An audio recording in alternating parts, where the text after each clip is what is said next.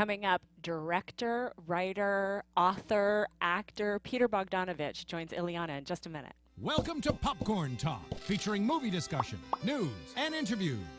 Popcorn Talk. We talk movies. And now, it's the I Blame Dennis Hopper podcast, starring Illeana Douglas. Eavesdrop with Illeana as she interviews Hollywood's most prominent players about filmmaking, acting, and what really happens on the set of your favorite flicks and TV shows. Well, hello, I'm Illeana Douglas, and welcome to the podcast. My co-host, Tamara Berg, is here, and it's a great honor to be sitting next to Mr. Peter Bogdanovich, who we've had the privilege, we've worked together, you've directed me, and now I'm going to get to interview. It's surreal. Well, it's wonderful. You're so interesting to talk to. Well, thank you. I always think of you as almost inventing the film interview technique here in America. Well, I did a lot of interviews, that's for sure. I don't know if I invented it, but... Well, I'm going to say you invented Pioneer. I'll take the credit. Yes. There you go. Tamara, I have a bunch of things I want to ask you, but Tamara, we always start the show off by, we talk about little things that we're thinking about, movie secrets, etc. And one of the things we were going to talk about is lucky charms on the set and superstitions. Rituals, things like that. Yes. Do you have anything? I have a lot of them. Do you have any kind of rituals that you do when you're on set? Not really. You're not afraid of the color purple? No, I don't have any. You mean the way that the actors, when you do Macbeth, they don't say the name of the play? Right. Yeah. Right. I have The so Scottish play. Yes. Right. I have you can't put a hat on a bed and Yeah, that's a lot of people think that. things like That's that. not just show business. I don't have any particular superstitions like that. I can't think of any. I remembered when we worked together on the film, you would always say something before each take. Which film was this, first of all? This was, which was originally called Squirrels to the Nuts. Yes. Yeah, and we got the title got changed to She's Funny That Way. Yeah. She's Funny That Way, which is out with Jennifer Aniston, very funny comedy. And I used to always remember, I thought it was very touching, before every take you'd say, and remember, this never happened. Oh, yeah, I did say that. Oh, Well, it's important it never happened before. right. Yeah. Keeping it's it never fresh, happened essentially, before. right? Keeping it fresh, yeah. I thought that was such a great thing in life. I wrote it down. I said, I'm going to remember that because it's sort of such a key of not thinking about the past and not thinking about the future. Yeah, puts you right in the moment. What about when you're on set and I like when I'm acting to have there's a new thing going on lately where everything seems to be completely dead quiet before you act. And all the early movies that I was a part of, certainly Martin Scorsese, et cetera, he'd rabble-rouse everybody. So there'd be a kind of a heightened thing. He'd quietly tell the camera person to put the camera on, and you'd be rolling before you even knew it. And now I feel like there's such an emphasis on the technical. But is there anything on the set? Like, do you like to create a certain vibe on set? Well, I don't know what I do. I'm not that conscious of it. I like to kind of get everybody in a good mood. Mm-hmm. So I come on sometimes and I say, I'm going to direct the entire day like Jimmy Stewart. Now I'd like you guys to go over there and be quiet. Or I come on and I say, I'm going to do it like Cary Grant today. Oh, And I do that for a while. Wow. well, it works. All right, everybody, let's go. Let's get to work. It definitely works. Now, you have Yes. rituals, I know, because you talk about them in the book a little bit. There's so many that I have. I mean, which So I have lucky numbers. I'm into numerology. Right. I know if I'm working on a movie, if I'm producing a movie, directing something, I know John Frankenheimer told me never start a movie on a Monday. Always start it on a Tuesday. Well, that's wise. Because he said you have a very short week and people will be in a good mood and it'll seem like you accomplished kind of- a lot. That's So- good life advice, too, I think. Just start it on a Tuesday. Well, Tuesday's the day of war, Uh-huh. War or growth. Oh, okay. Monday is the day of enchantment, so you don't want to work on the day of enchantment. I hate Mondays. No. Everybody does, that's why. Yeah. Immemorially, the power of the day is enchantment. I see. But Tuesday is a good day. I'm trying to think what other ones that I... Well, I know you talk about in the book about, and we've talked about this on the show Music. before, setting up your playlist so that you can have There's music. another thing I do, Peter. Set your If I'm mood. working on a movie, I sort of have a certain playlist of songs that I'm really into listening For to. that movie. Yeah. Well, that's Or good. that character. If I'm doing... Yeah. I talked in quite a bit in the movie Cape Fear. I had to play a very dark character, and I listened to Etta James. And I don't know why that kind of a boozy, dark vibe sort of helped me out. If so I do things like that, just listening. That's good. That's good. That makes sense. Yeah, just for for a variety. So that's that. And I like to talk to people on the set too. I'm very. As soon as somebody says to me, "Don't talk to Eddie Murphy," well, it's like, well, that's the first thing I'm going to do. Yeah, right. Like I can't. Eddie doesn't look at. Don't talk to him. I'm like, well, I have to do a scene with him. It's going to be really Of hard. course you should talk to him. Yeah. But they always say that, you know. Really? Oh my goodness, the amount of times I've been told about various. Don't speak to Don't someone. look at him. He's not going to look at you. I remember I had an audition once for Woody Allen, and I remember they ushered me in and they said, "And remember, don't talk to him. Don't look at him. Don't ask him any questions." It was like, oh, great. I'm terrified now. And they ushered me in. It was like his dark. I think it was on Park Avenue, kind of an editing suite or whatever, and I did my audition, and then before I walked out, I was like, I'll be damned if I'm not going to say something. So I turned around and I said something about Bob Hope, and yeah, he talked, so he talked a little He's bit. very shy. Yeah. But that Very whole, shy. but you would never say that to someone, don't No. look at me, don't talk to me. So we always start the show with a very kind of a fun question, which is, you've seen 1,000 movies, but do you Oh, remember I've seen more than that. 10,000? You think you've seen? No, not 10,000. Maybe 6,000 or 7,000. Wow. I almost have a feeling that you have a scroll of every. I did keep a track of every film I saw from 1952 when I was 12 and a half till 1970 when I was 30 and a half. And is that something that you Card published? file. Wow, on a card Oh, file. wow. Yeah, with each film on a 4x6 card. I would love to. I'm going to see publish that some published. of them. I'm going to see some. Wes Anderson wants me to publish the whole thing With the cards. with the cards. Yeah. So Absolutely, would you I write agree. notes on the cards and And the type. uh-huh. I typed the director and a couple of other things. When and you were 12, you were. I started doing it when I was 12. 12 and a half. Did you always? You look like a.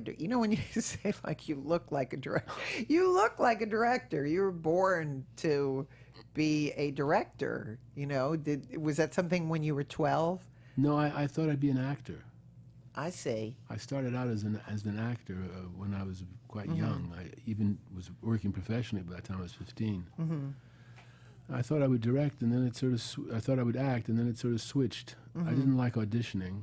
No one does. I thought it was not a good way to tell if anybody was. I've often cast people without reading them. I just talk to them. You have an instinct about them. Yeah. Yeah. I've never. So I didn't like auditioning. So then at one point I was studying with Stella Adler in New York. And I directed 5 actors in the scene.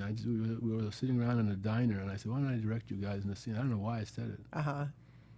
And we did a scene from The Big Knife, and Stella said it was 5 guys got up. Usually it's 2 people. Yes. Or 1 person. And 5 guys got up and did the scene. And she said, bravo, darlings, but you've been directed. Who directed you?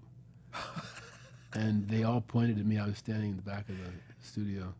Peter. And she turned to me, she said, bravo, darling, brilliant. And I thought, well, I guess I'll direct. I'm a director. I'm a Wow. director. So I did that play off Broadway. I was Big Knife. I was 20.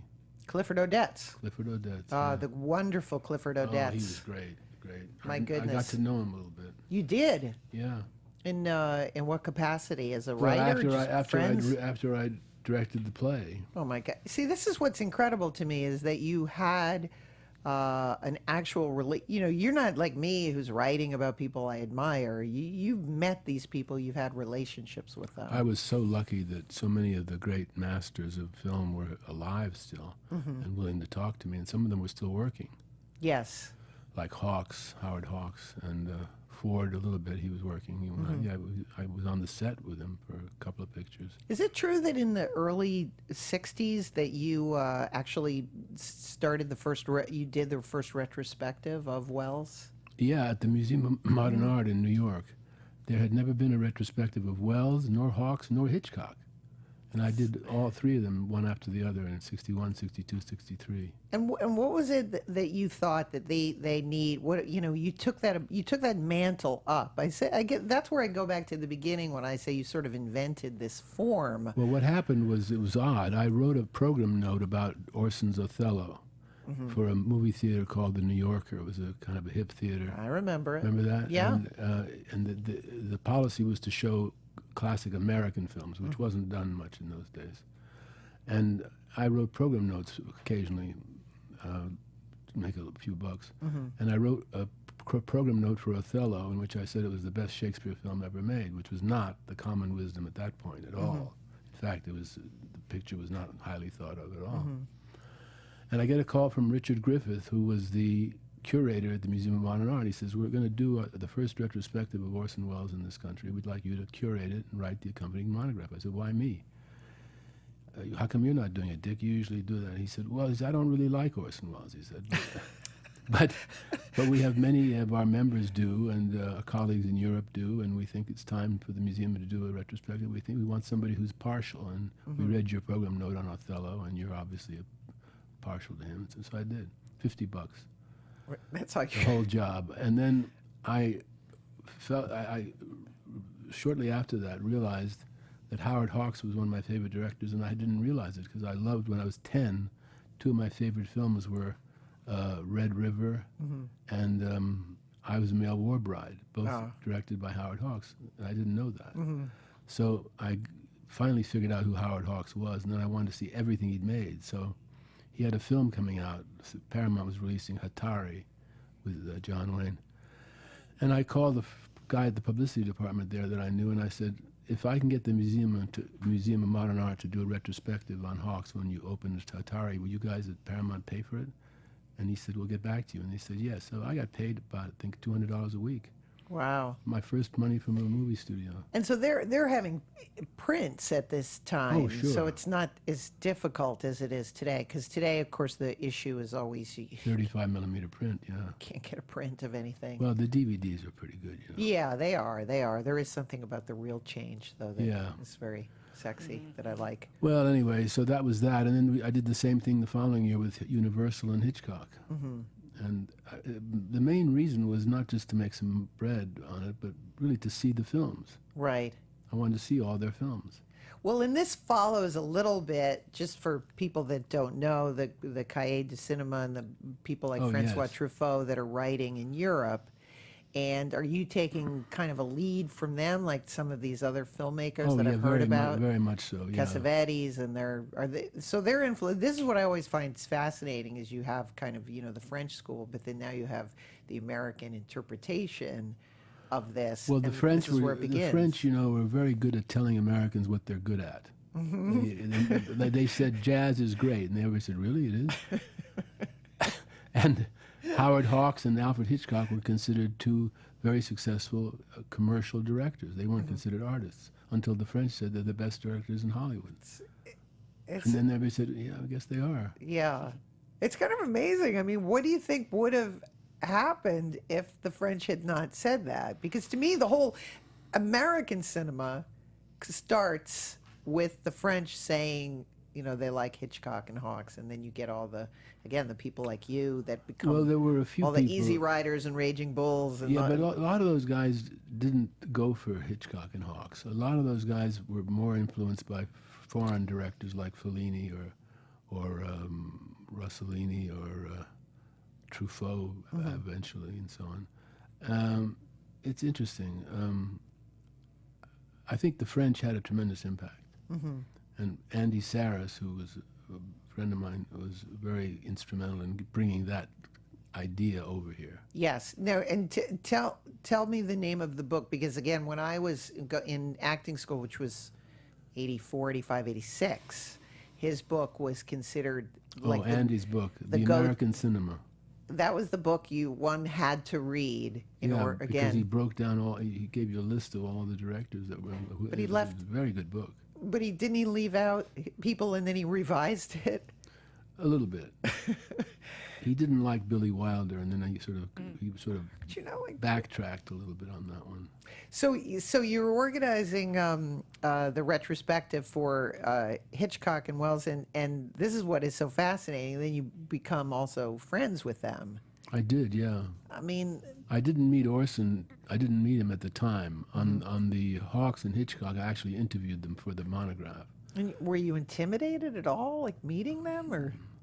Not particularly. I don't know why I wasn't. I was certainly very, very respectful, but Yeah. I didn't stammer. I also had questions prepared. Yes. What was some of your?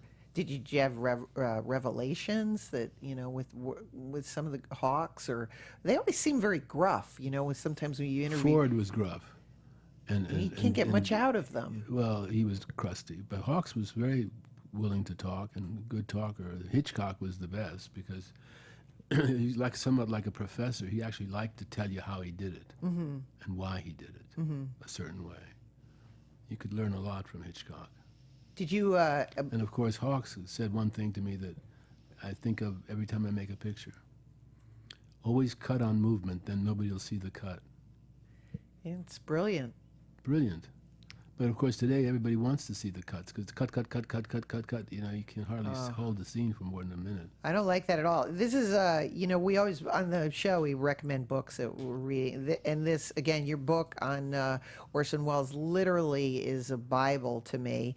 And what is so fantastic about it is that it also breaks down shots, which I think is probably staging and Yeah, shots. we talk about that, yeah.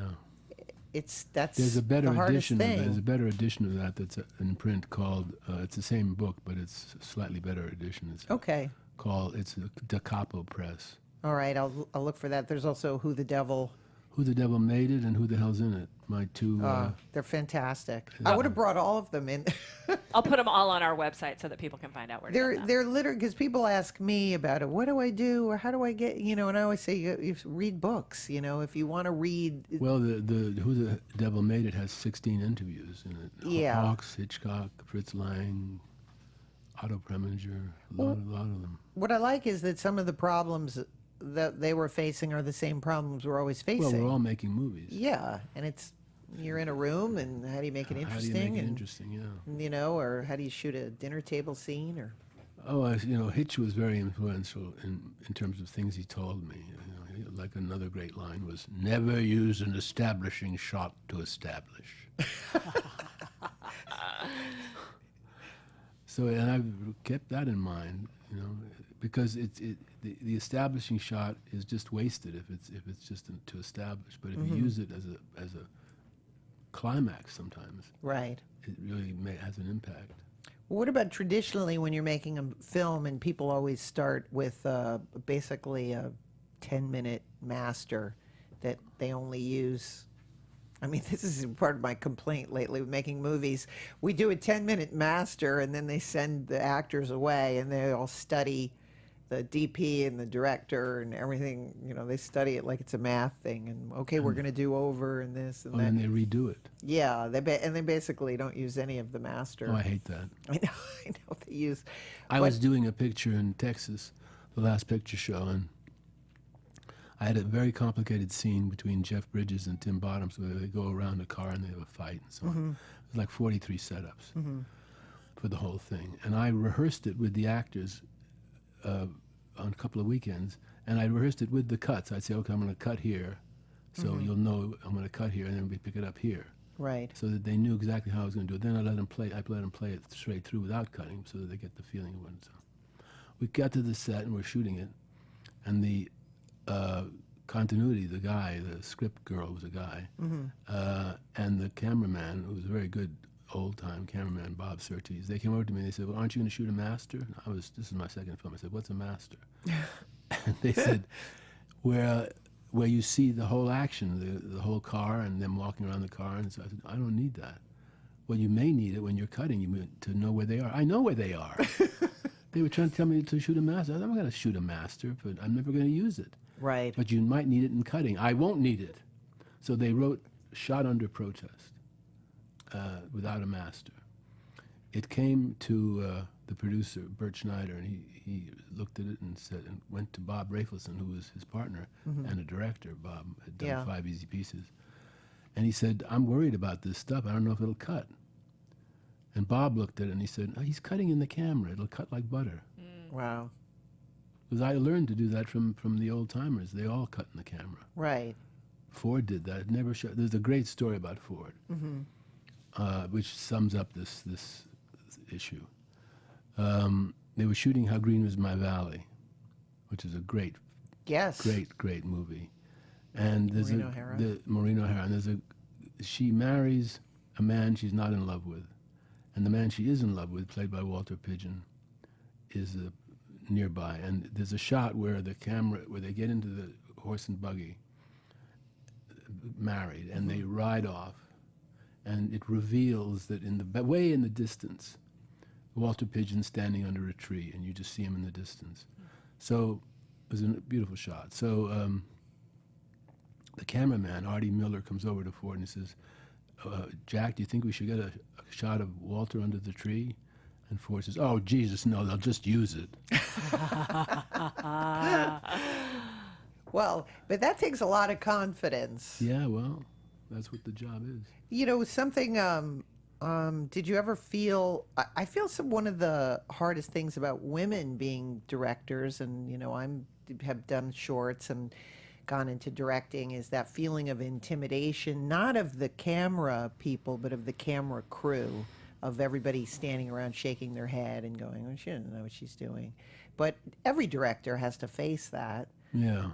You know, isn't that you leave your trailer and you got 50 faces looking at you like, he doesn't know what he's doing. If I were making this film. Yeah, well, that's something that you just get past that. Mm-hmm.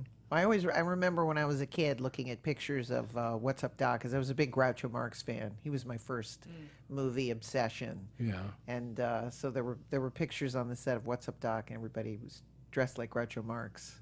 I don't remember that. Oh, I do. But it looked like everybody was. I was like, that's why I want to be in the movie We business. had a lot of fun on that picture. That was a lot of fun. It Yes. sure looked like it. It was. I never had so much fun on a picture as that one.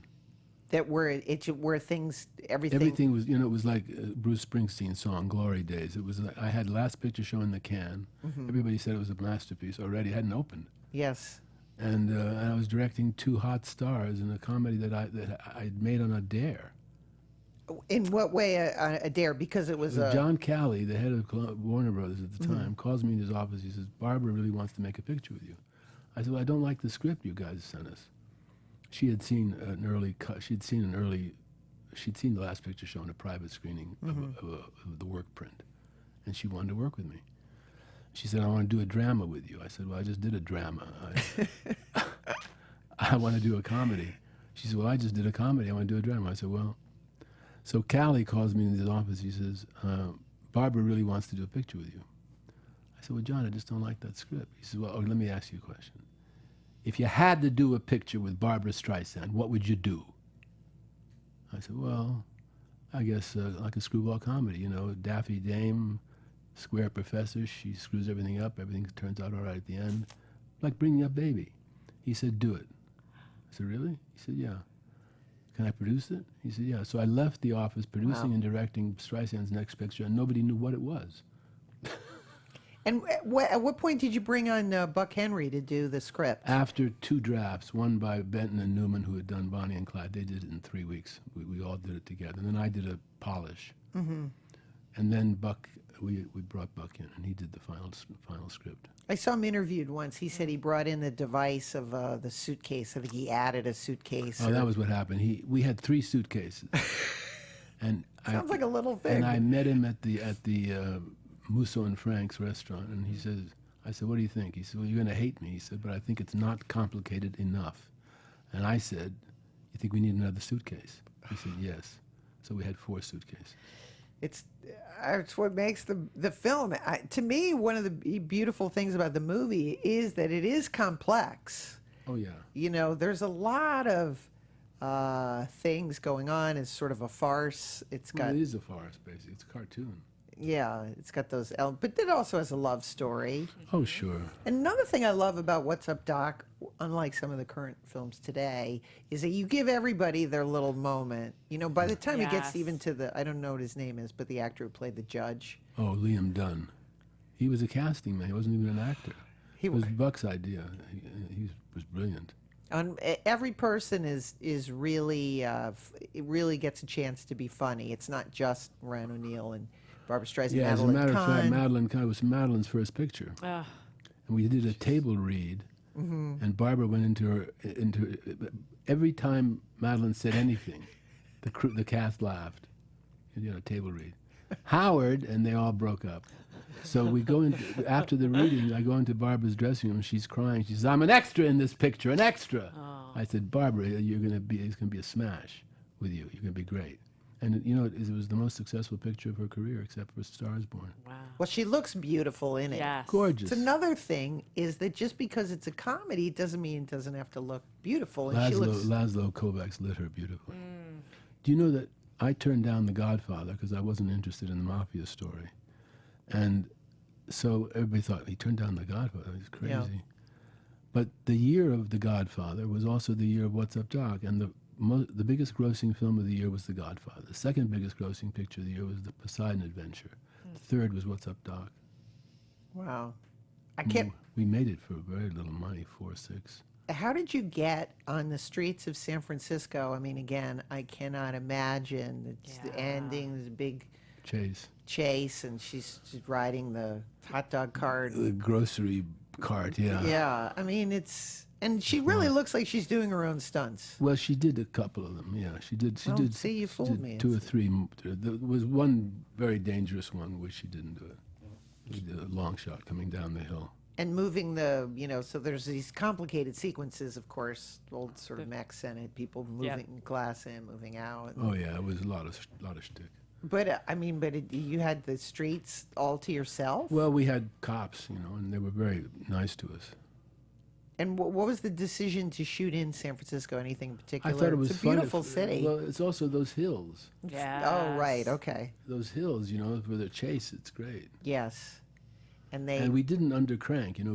We didn't speed it up mechanically in the camera. Mm-hmm. They were going 80 miles an hour for that chase. Wow. They were really going fast. Well, believe me, it looks like there's that real element of danger that the early comedies had to. And you told me once a story about Barbara didn't think the ending was very funny when she has to say love means never. Oh. Well, what happened was the last line is, let me tell you something. Love means never having to say you're sorry. Because he says, I'm sorry about what happened back there, Ryan. And Ryan was in Love Story. Yeah. Yes, he was. And she says, it was Buck. I told Buck, put that line in somewhere, and he put it in the end. Love means never having to say you're sorry. And then I told her to do the blink. Love means never having to say you're sorry. Yeah. And she said, with the blink? I said, yeah, why? I said, well, I think it kind of kids the line and Yes. takes the heat off it, and I just think it shows you that you're kidding. She went to everybody on the set and said, what's funnier? Love means never having to say you're sorry? Oh my gosh. Or love means never having to say you're sorry? Ryan says, I don't know, Barbara, whatever Peter wants, So we got the day of shooting. She says, let's shoot it both ways. I said, no. She says, why not? I said, because if we shoot it both ways from now till forever, you're going to say we should have used the other one. Right. Right. So we're just going to shoot it with the blink. She says, you're impossible. I said, yeah, I'm possible. Another little moment in the film that I absolutely love, just because it's the essence of comedy and you can't explain it, is that when she is singing and the seat on the piano breaks at literally the exact right surprising time. Yeah. And is that something that when you shot it, or did you put sound in afterwards? No, that was live. So that's, Wow. and I mean, We just pulled the thing out from under them at the end when we wanted to. but mathematically, so obviously when you write the scene, you're like, she's going to sing for a time and then she'll fall. But so how do you decide? It's my own obsession. How do we decide when to do Musical Well, it was. It works every. You know, She leans over to kiss him, and he backs away, and then they fall. but it's the perfect. I guess 'cause Timing. is it maybe because we're distracted by her about to kiss him or something? Probably. First of all, we did it live. Barbara sang live. That was not play. She wasn't dub it. She didn't dub it later. And Ryan was supposedly playing the piano. The piano he was playing was a dummy piano. We had somebody off camera playing the piano for him. And I came in. There was a whole long thing. When we first started the picture, I gave her some line readings. She said, "You give me line readings?" I said, "Well, it's just an idea. You try it. You know, you don't have to do it exactly that way. It just gives you an idea." Her agent calls me. She says, "You giving Streisand line readings?" I said, "Well, look, it's the way I work. They don't have to do it exactly that way. It's an example." So when we did the song, I came on the set and I said, "You know that line from the song, 'On That You Can Rely'?"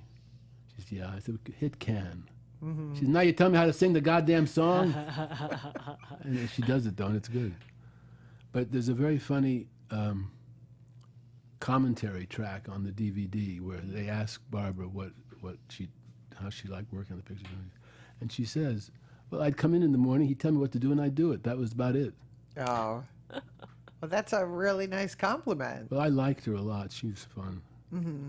And was that the first time you'd worked with Ryan O'Neill, Yeah, and then yeah. you worked with him again? On Paper Moon, yeah.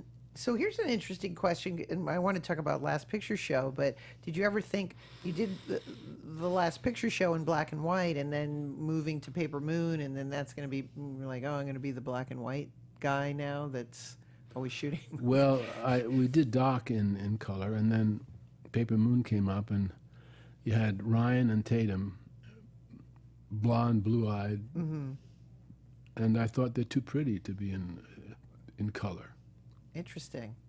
Plus, it was the Depression. Right. 1935, supposed to be 35, 36. It wasn't a color era. And then I remembered something that I never forgot, something Orson Welles said to me when we were talking about making Picture Show.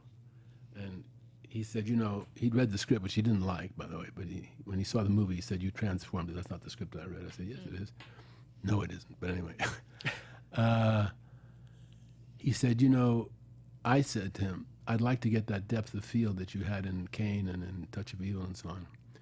You'll never get it in color." I said, "Well, they have faster film now, you know, Orson." They said, "You'll never get it in color." So what do? I said, "Shoot it in black and white." I said, "Well, I'd like to, but I don't think they'll let me." "Have you asked?" "No." "Well, why don't you ask?" "You know what I say about black and white, don't you?" I said, "What?" "It's the actor's friend." "Why do you say that?" "Because every performance looks better in black and white. Name me a great performance in color." And I couldn't. But he's right about that. Particularly in a dramatic picture, it takes the distractions away, and you focus on what the emotions are. You don't say, "Oh, she's got beautiful blue eyes," or "Her hair's great," or whatever. Right. You focus on the drama. And it does make performances look better. Oh, Last Picture Show is an incredible film, and which holds up. They'll obviously, I'm sure they're going to show it at the film festival. They are showing it, yeah. So it'll be great to see it.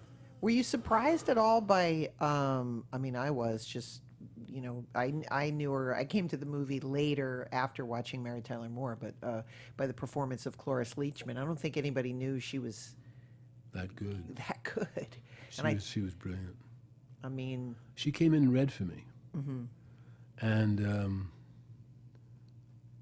she was absolutely not like the character at all, except when she was reading the part. Right. Other than that, she was kook flitting around. She had her daughter with her, and she was, you know, crazy. And then she'd do the scene, and she was great. Yeah. And she also I thought she could look plain and beautiful both, because we had to make her look better. She had to look better later on as the affair progressed with the boy, and she was just great.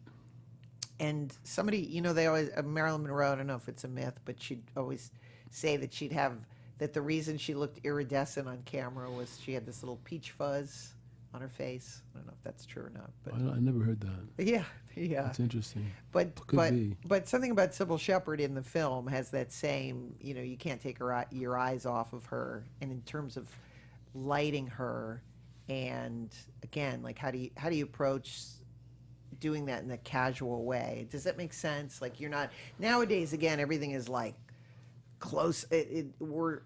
I'm so distracted by knowing that it's the beautiful actress's close up, and that's a movie where the casualness of her beauty takes your breath away.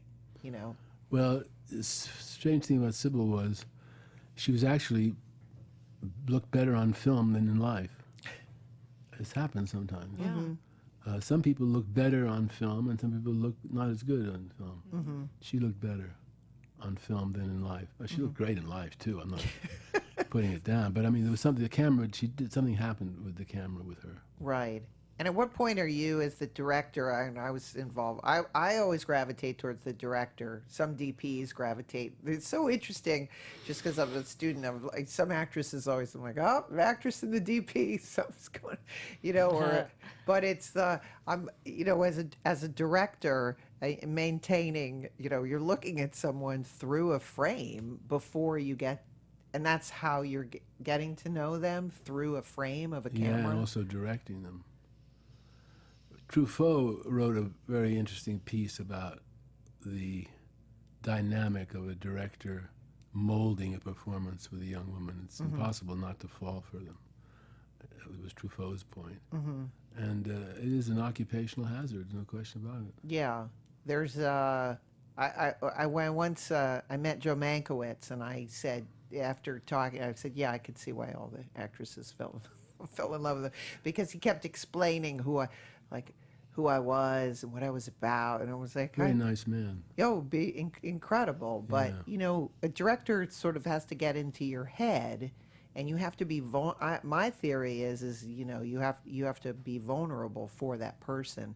And so in terms of a personal relationship, it's so condensed so quickly, meaning you need to go out with somebody a couple of months before you cried in front of them or took your clothes. Not in movies. In movies, it's Right. Wham, bam, thank you, ma'am. yeah. But I also think, again, there's something about watching someone, and that whole idea of watching someone is, like you said, occupational hazard. It is.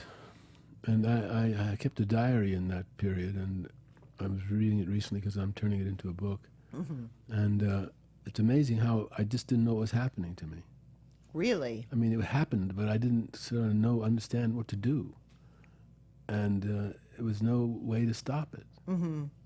Well, because you have a film to make, Yeah, it's weird.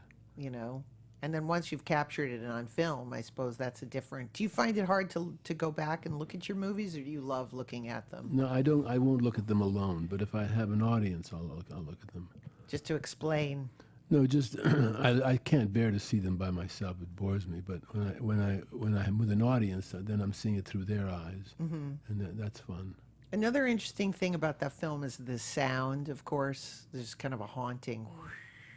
Like It was like that. it really was. Yeah. In shooting, and It was in Texas. Yeah, it was windy. is this like Larry McMurtry kind of country in Texas? Larry wrote the book. And he also wrote HUD, and that was also in black and white. That's right. So but HUD is sort of more darker, a little bit, Yeah, it's based on another book of Larry's.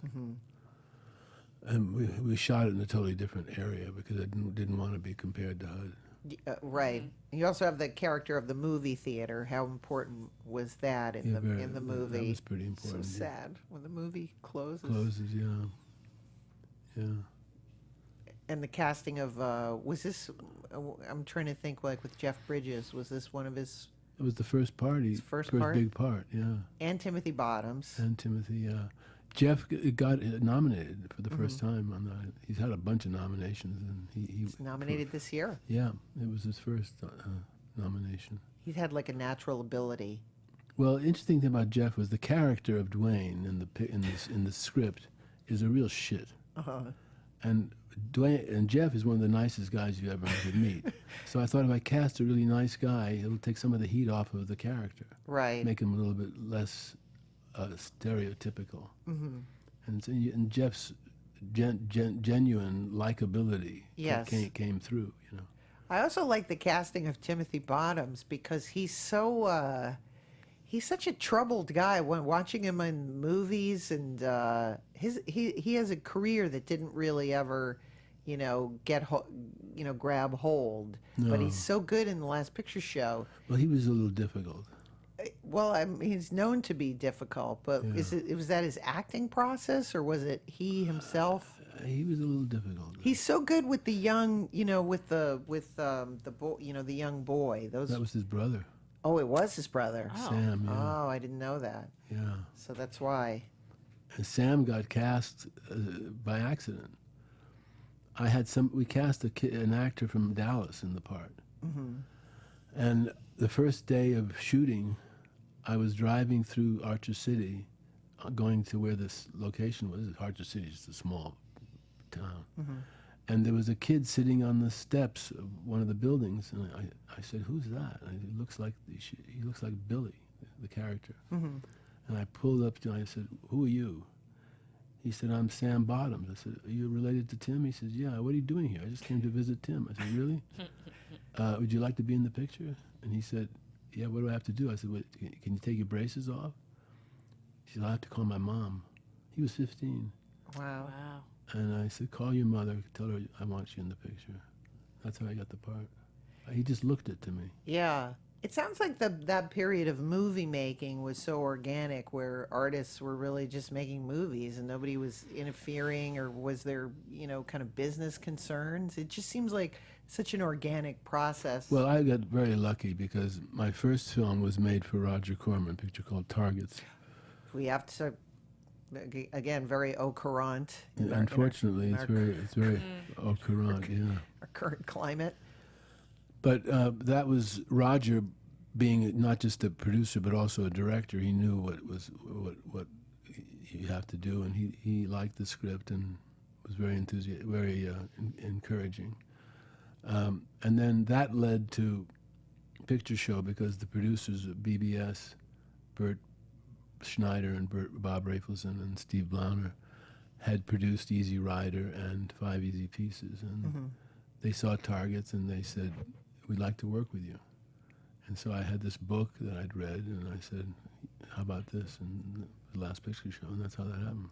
I'm curious, with a movie like Targets, which is very dark. I noticed they don't play it. They used to play it on television a lot, and I noticed now maybe it's a little bit too close to home. Well, that they, because of the sniper, yeah. yeah, that they don't want to give anyone any ideas. Yeah.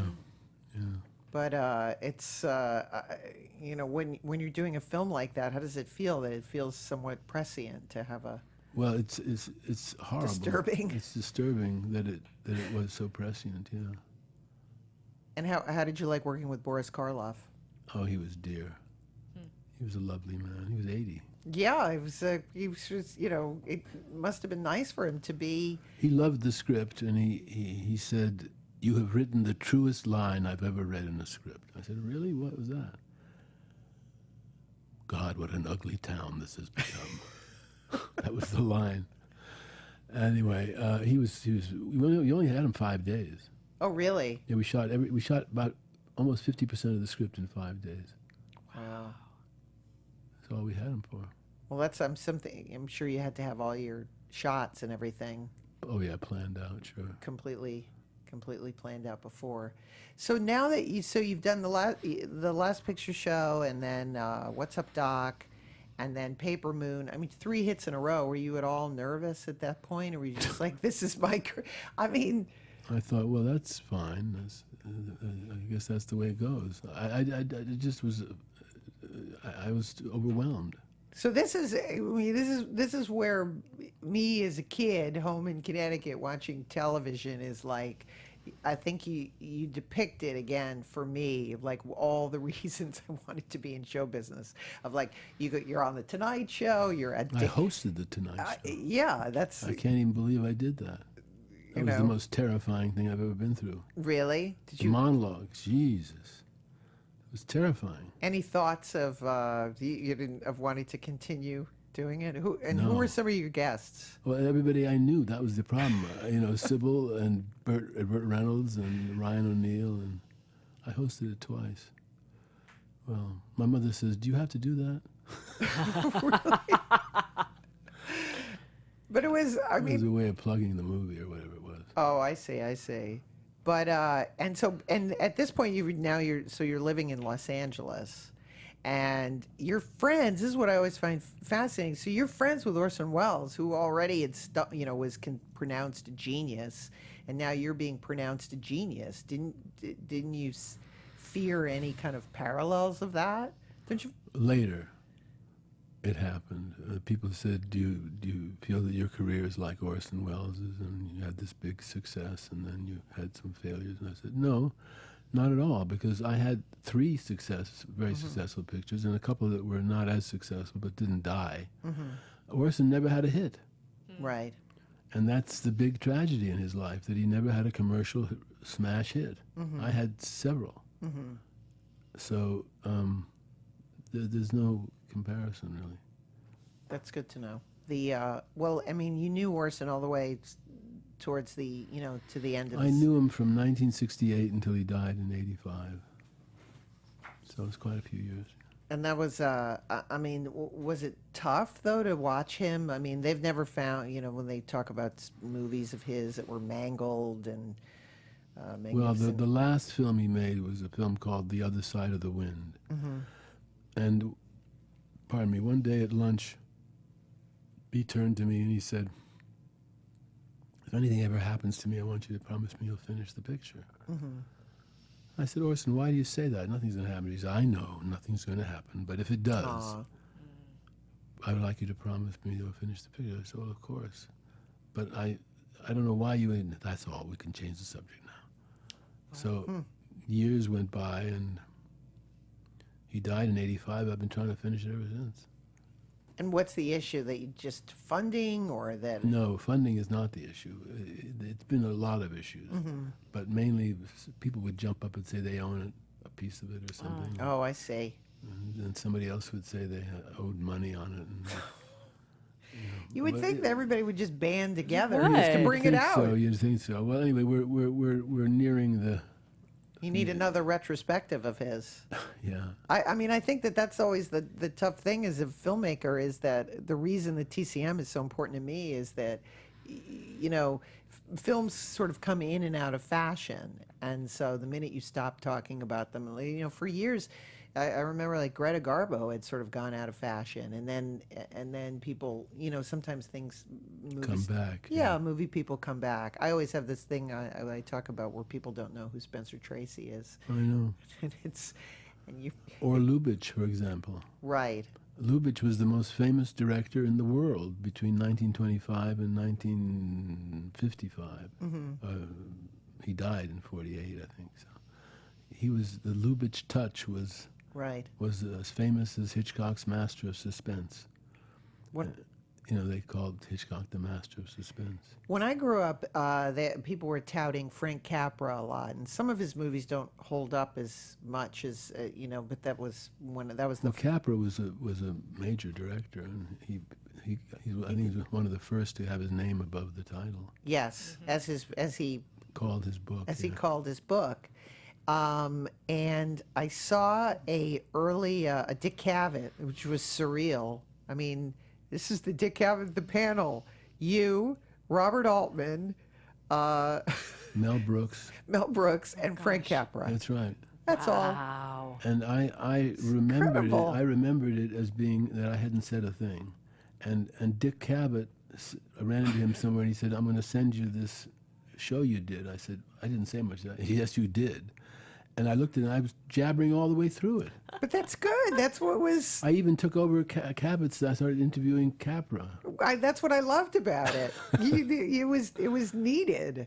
But on the show, Frank Capra says that he was the very first person to make the leading man also a comic actor, in a sense, creating the romantic lead in Happened One Night. He said it on that show.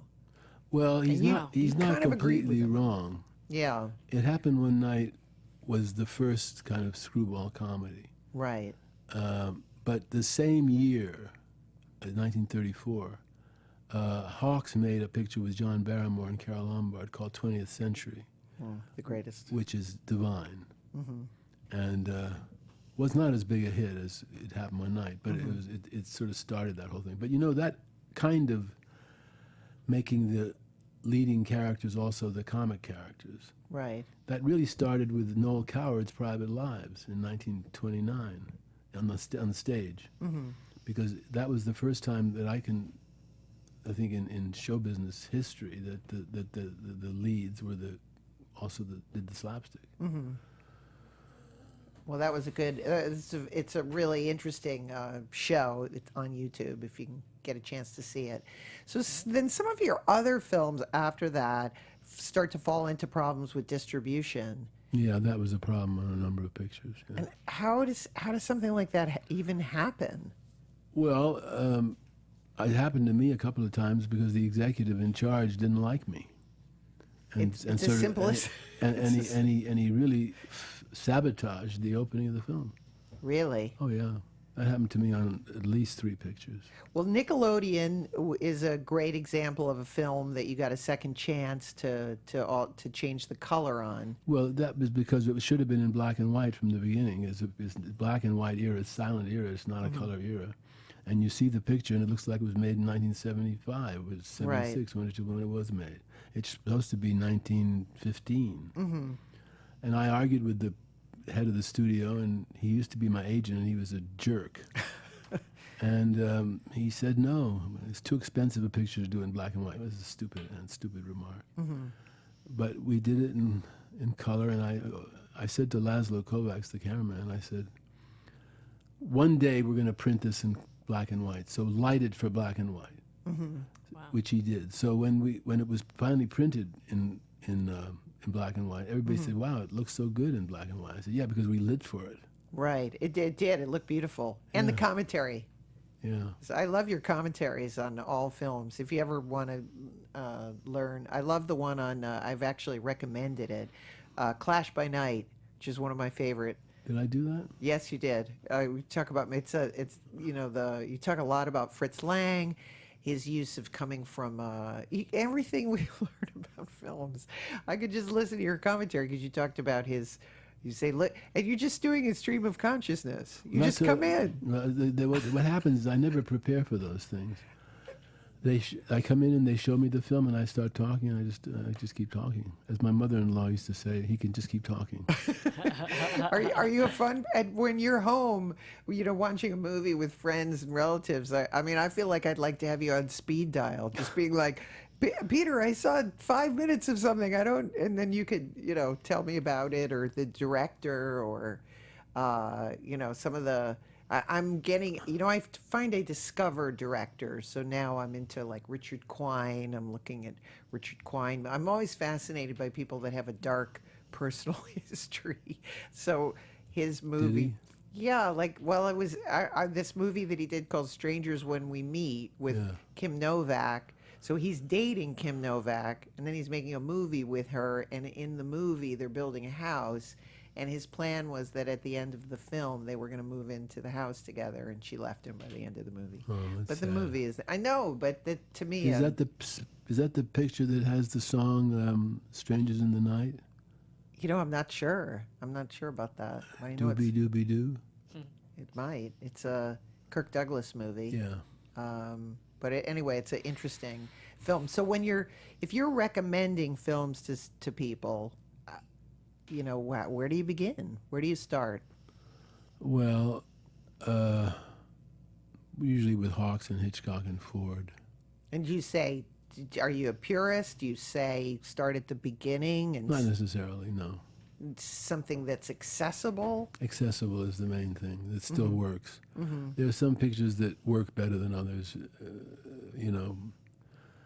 Hawks actually, generally speaking, works more surefire than Ford because he was more modern. He had a more modern sensibility and he wasn't as emotional. Ford is emotional and sometimes it gets sentimental, but it's always so powerful that it's not mawkish. Right. But Ford is so much in the American grain. He's a masterpiece. Well, a movie like The Searchers, of course, Great has film. come to the forefront. I think people now sort of consider it. A masterpiece, yeah. He made a bunch of them. It's interesting that a lot of movies are like, oh, there's the shot from Searchers. Yeah. I've seen. Do you find that as a director yourself hard? You're like, I'm doing something that I've seen. No, because I sometimes do it on purpose. Uh-huh. You see a shot and it reverberates, and you say, I'd like to do something like that. But it's, I've seen so many movies that they all sort of meld together. Right. But there's a technique to making movies. There's a vocabulary. There's a grammar, and Hitchcock was particularly good at exemplifying that. He was very good at point of view shots. In other words, putting the audience from the point of view of the character, sort of putting the audience into the actor's shoes. He's very good at that, and it's very effective. Do you have favorite comedy directors? Well, Hawks, Buster Keaton. Are you a Charlie Chaplin fan at all? Not as much as Keaton. I think Keaton's funnier. Because he took more risks with the comedy. Sometimes Chaplin, for me, can get a little precious. Well, yeah, and also sentimental. Kind of Victorian sentiment. I don't mind it. I don't dislike him. I just think Keaton's funnier, and he was a better director. In terms of his Camera placement, and his comedies are really funny, still hilariously funny. Like Steamboat Bill Jr. There's no funnier movie than that. Right. How do you feel about W.C. Fields? He's somebody that, again, when I was growing up, was very big. Yeah. And now, Nobody's heard of him. no. And I like him. I think he's funny. I like some of the shorts he made were pretty outrageous. He was very funny. I think there was a great use of the body with people like W.C. Fields, Bob Hope, Jimmy I'm a huge Jimmy Cagney fan. Oh, Cagney's amazing. They knew how to use their whole body for acting. And again, some of the current movies that I'm like, everything gets real tight and They all use close-ups too much. yeah. Why do you think that is? Because we're looking at I don't know. It came from Tiny MTV or something. I'm not sure. Yeah. There's some of the older films. They were careful about close-ups. By that I mean they didn't use them indiscriminately. A picture like Air Force, for example, a Howard Hawks picture from 1943 or something. There's no close-up in it for 45 minutes. But when he does go to the close-ups, it's really powerful. right. Is there that sense that once you go in close, you can't come back out again? I don't think that's true, but that is sort of the common wisdom. Well, because I start to feel a little claustrophobic when everything is very close. I'll give you an example of a movie that I really like the movie quite a lot, but oh God, it just went out of my head. The one Rob Reiner film, Tom Cruise, Jack Nicholson. You Can't Handle the Truth. A Few Good Men. Few Good Men, which I saw as a play, Yeah, I saw the play too. and then I saw the movie, and everything was like Big head. was Jack Nicholson's, and I. What the old crews used to call Big Head of Pola. You know that? Of Pola? Orson used that on me. So he said, "We're going to do a big head of Pola." I said, "What?" He said, "That's what they used to call close-ups." I said, "Where'd that come from?" Lubitsch brought Pola Negri over, and he said, "I want big head of Pola." Oh, that's And then wonderful. a close-up. So the crew said Big Head of Pola became the synonym for close-up, like MOS. Yes. But nobody uses that anymore. No. I think we should bring it back. The Yeah, big head of Paul. So you also have worked extensively as an actor. We did a couple scenes together. Yeah. And that it was a mini series many years ago called Bella Mafia. Jennifer Tilly and Dennis Farina, a lot of it. Wasn't that Nastasia Kinski too? Yeah, Nastasia Kinski. All my childhood favorites. Yeah, it was fun. Oh my goodness, it was a lot. Vanessa Redgrave. Yeah, she was great. She was fantastic. It was silly, but we had a lot of fun doing it. And of course, The Sopranos. That was amazing. Brilliant casting. was- How did they come to you for The Sopranos? That was so funny. When you showed up, I laughed. It could not have been more surprising and perfect. Well, what happened was about 1992 or something. It was the year that this book came out, this Orson Welles book. And I get a call from a fellow named David Chase. He says, we're in Seattle shooting a series called Northern Exposure. And we want to do a segment, an episode, a sort of tribute to Orson Welles up here in northern, where I was supposed to be. He said, we'd like you to come to Seattle where we're shooting and play yourself in a tribute to Orson. I said, okay, sure. So I went up and did it. After a day of shooting, they saw the dailies, and David Chase calls me up. He says, have you ever acted before? I said, yeah. I started out as an actor. He said, well, you should do more of it. You've got a lot of presence. I said, oh, thank you. 7 years later, he calls me again and says, we're doing a second season of a series called The Sopranos. I said, yeah, I heard about it.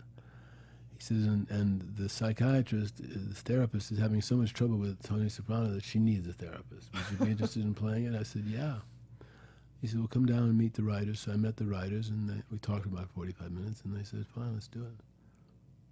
And I loved doing it. It was so much fun. It was fantastic. And then, so going back from acting then to directing, I mean, was there anything that you learned by that experience? Well,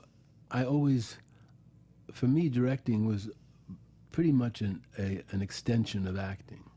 Because in order to stage a scene, for example, I would generally walk it through myself to see how I would do it. Right. To see what to tell the actors. I didn't just stand back and say, you go over there. And I would walk the scene with business or whatever it was involved. So I would direct by acting and figuring out how I would play it. So it would be also how I would stage it.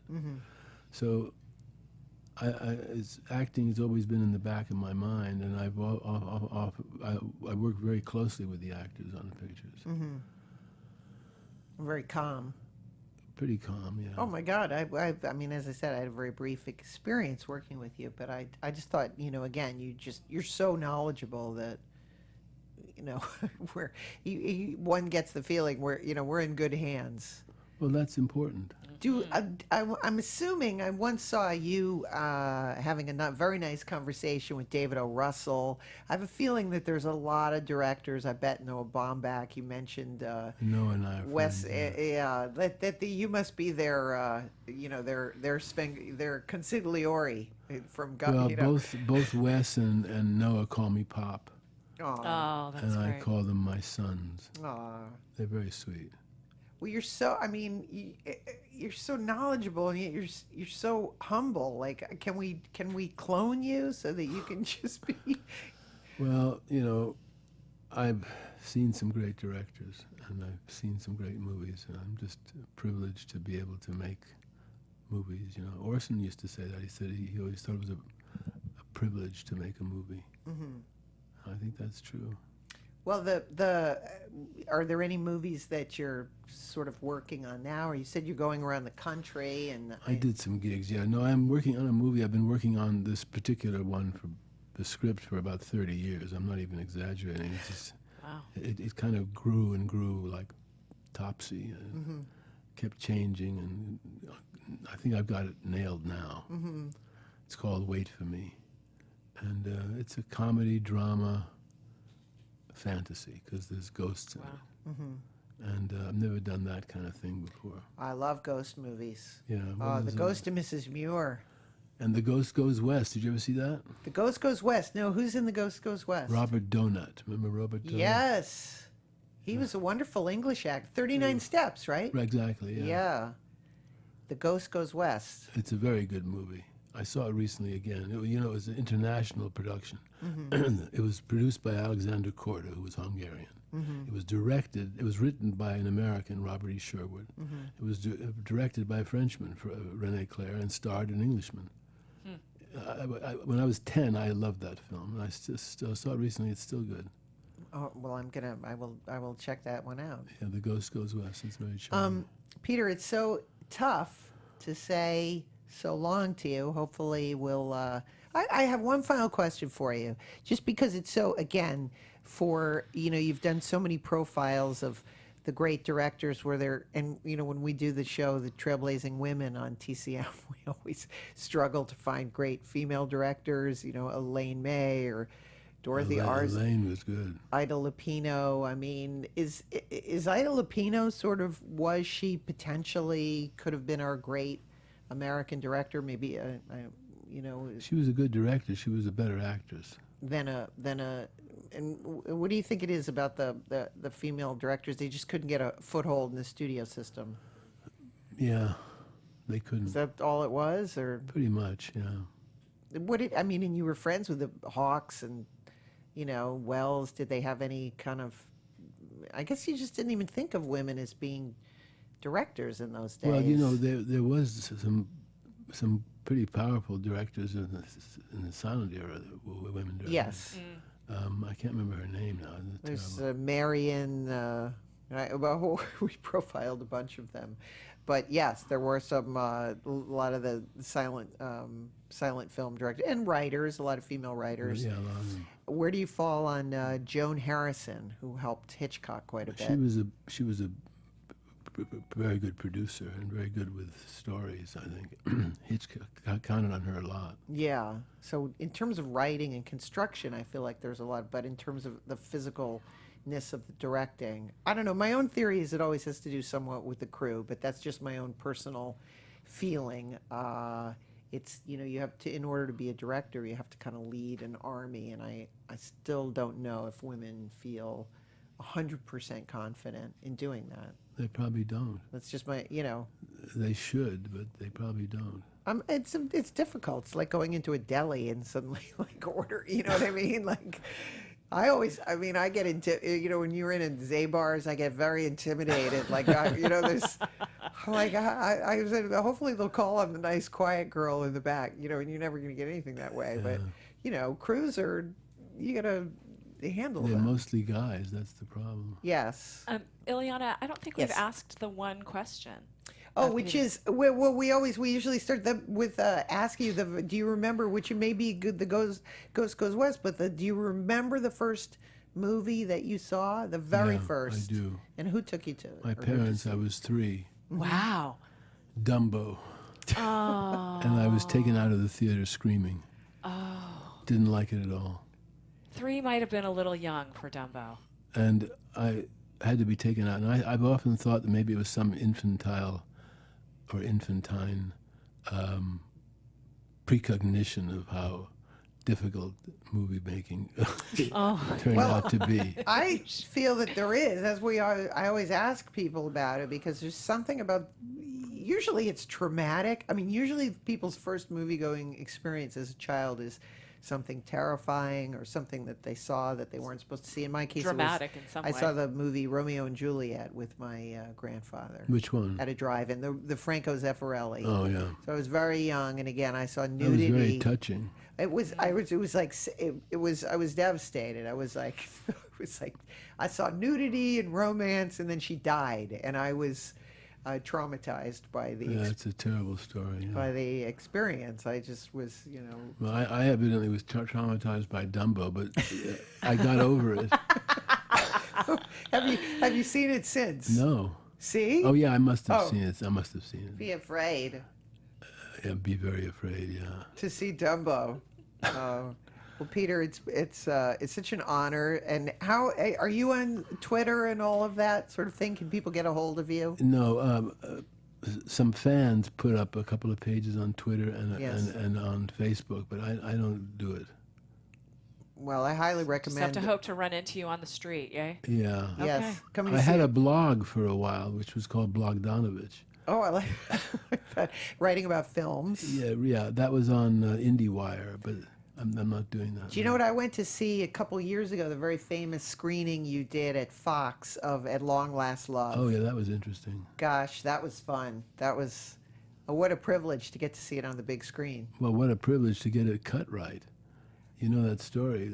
The head of the Fox editorial department made the best cut Which without even telling me. I saw the first time I ever saw the movie was on television. That's how I saw And it. that was the good cut. And I didn't know, but I loved it. I was like, well, I think it's great, you know. Yeah, but people said, why did it get such bad reviews? It's so charming. They'd seen it. I said, where'd you see it? On TV. I said, well, that's not the version that was released. But I thought they were referring to a version that I'd cut. It turns out they were referring to Jimmy Blakely's cut, which was superb. Fascinating. Well, and is that movie available? On Blu-ray, yeah. Oh, fantastic! I highly another film of yours. I highly Cat's Meow That's on Blu-ray. is a wonderful film that has of course sort of a tie to Wells, right? It was a story he told you about. The He first- told me the story about it originally, way back when, and we couldn't. And then years later, many years later, I get a script, and I said, "This is that story. Maybe I should make it." Yeah, which is about it's a little It's bit of a murder mystery. Murder mystery because Thomas Ince died was shot, as it turns out, on the yacht. Yes. Didn't his wife receive? I mean, the story I always heard is then the wife received some sort of mansion, and There was something like that. Yeah, I don't know the details of that. I love Hollywood. I love Hollywood stories like that. Anyway, I could go on, and we Yes. must leave. It's been such a privilege. Please come back. Thank you. Thank It's you my, so my, my much. pleasure. Anytime. Please publish that book too. That with all of the cards. Well, Yes. I'm doing a diary book now, which is that diary I told you about, and I'm quoting from the card file. Well, I could see the Fantastic. card file as being one of those great Taschen books. Yeah, that's Yes. what Wes Anderson wanted to do. Yeah. Well, see me and Wes. There we you could- go. My new book is called "But What I Really Want to Do Is Direct," Perfect. and the subtitle is "My First Picture Shows, 1965 to 71: An Wow. Intimate Journal."